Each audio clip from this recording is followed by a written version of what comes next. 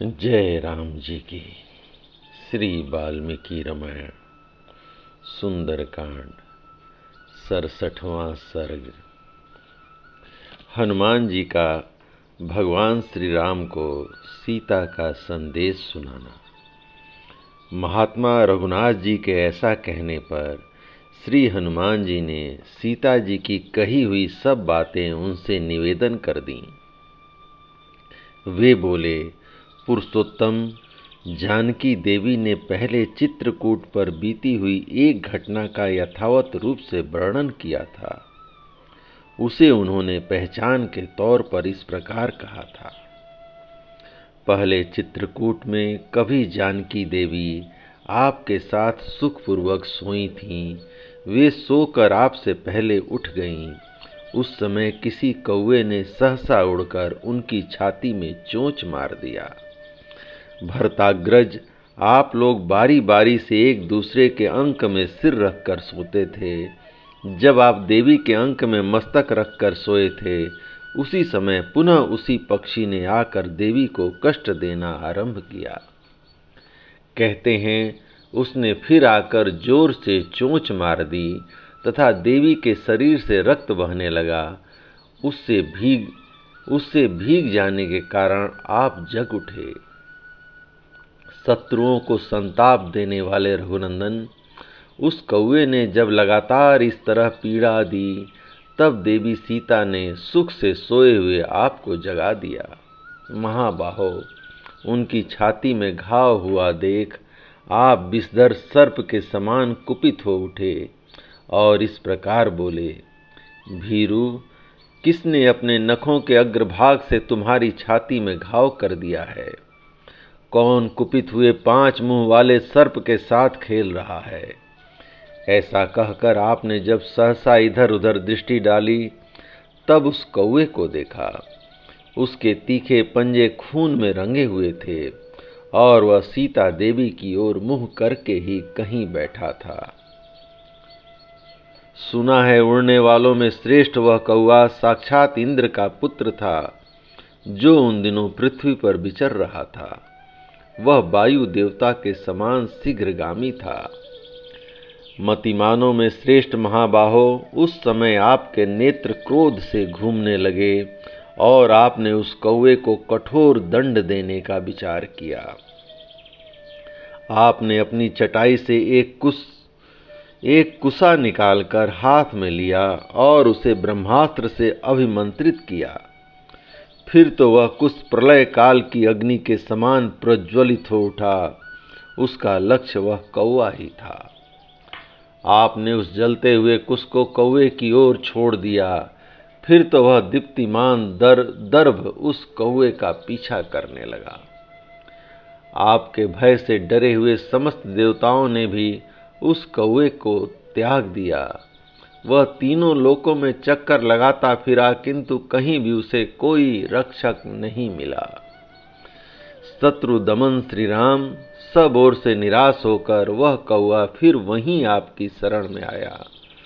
शरण में आकर पृथ्वी पर पड़े हुए उस कौवे को आपने शरण में ले लिया, क्योंकि आप शरणागत वत्सल हैं। यद्यपि वह वध के योग्य था, तो भी आपने कृपा पूर्वक उसकी रक्षा की। रघुनंदन, उस ब्रह्मास्त्र को व्यर्थ नहीं किया जा सकता था, इसलिए आपने उस कौवे की दाहिनी आंख फोड़ डाली। श्री राम तदंतर आपसे विदा ले वह कौवा भूतल पर आपको और स्वर्ग में राजा दशरथ को नमस्कार करके अपने घर को चला गया। सीता जी कहती हैं, रघुनंदन, इस प्रकार अस्त्र वेक्ताओं में श्रेष्ठ, शक्तिशाली और शीलवान होते हुए भी आप राक्षसों पर अपने अस्त्र का प्रयोग क्यों नहीं करते हैं? श्री राम, दानव, गंधर्व, असुर और देवता कोई भी सम्रांगण में आपका सामना नहीं कर सकता। आप बल पराक्रम से संपन्न हैं। यदि मेरे प्रति आपका कुछ भी आदर है, तो आप शीघ्र ही अपने तीखे बाणों से रणभूमि में रावण को मार डालिए। हनुमान, अथवा अपने भाई की आज्ञा लेकर शत्रुओं को संताप देने वाले रघुकुल तिलक नरश्रेष्ठ लक्ष्मण क्यों नहीं मेरी रक्षा करते हैं?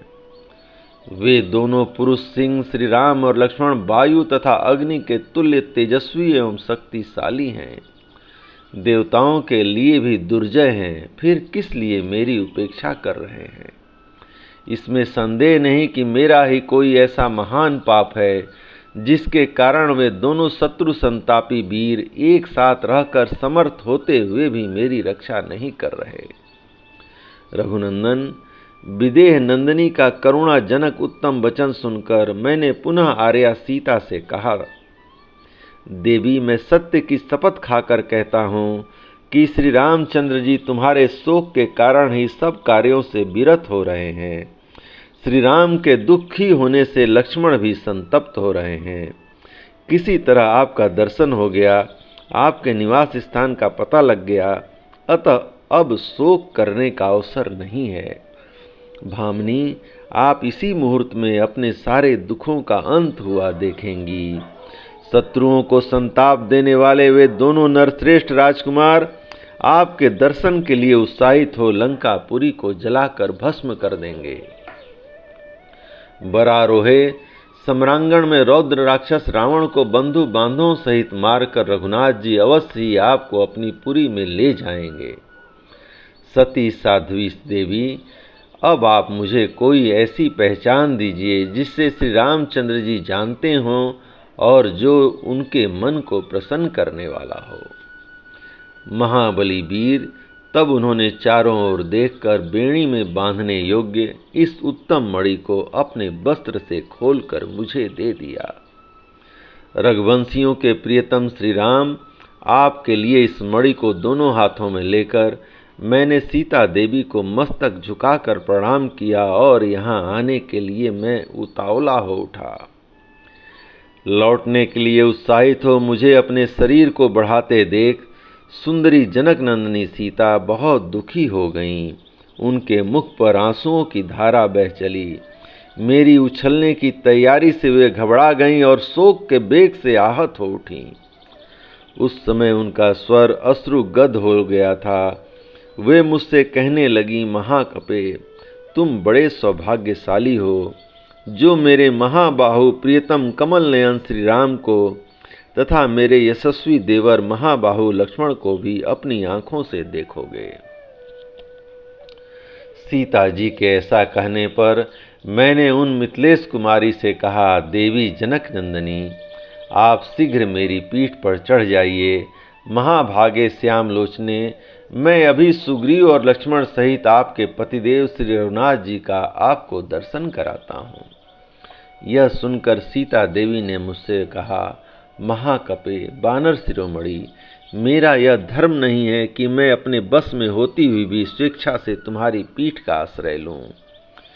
वीर, पहले जो राक्षस रावण के द्वारा मेरे अंगों का स्पर्श हो गया, उस समय वहां मैं क्या कर सकती थी? मुझे तो काल ने ही पीड़ित कर रखा था। अतः बानर प्रवर, जहां वे दोनों राजकुमार हैं वहां तुम जाओ।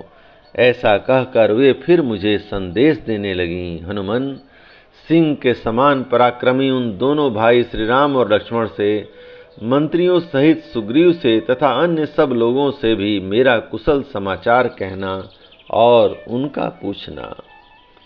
तुम वहां ऐसी बात कहना जिससे महाबाहु रघुनाथ जी इस दुख सागर से मेरा उद्धार करें। बानरों के प्रमुख वीर मेरे इस तीव्र शोक बेग को तथा इन राक्षसों द्वारा जो मुझे डराया धमकाया जाता है, इसको भी उन श्री रामचंद्र जी के पास जाकर कहना, तुम्हारा मार्ग मंगलमय हो। नरेश्वर, आपकी प्रियतमा संयमशीला आर्या सीता ने बड़े विषाद के साथ ये सारी बातें कही हैं। मेरी कही हुई इन सब बातों पर विचार करके आप विश्वास करें कि सीता शिरोमणि की सती शिरोमणि सीता सकुशल हैं। जय राम जी की। इस प्रकार वाल्मीकि निर्मित आर्ष रामायण आदि काव्य के सुंदर कांड का 67वां सर्ग प्रभु श्री राम की कृपा से पूर्ण हुआ। जय राम जी की।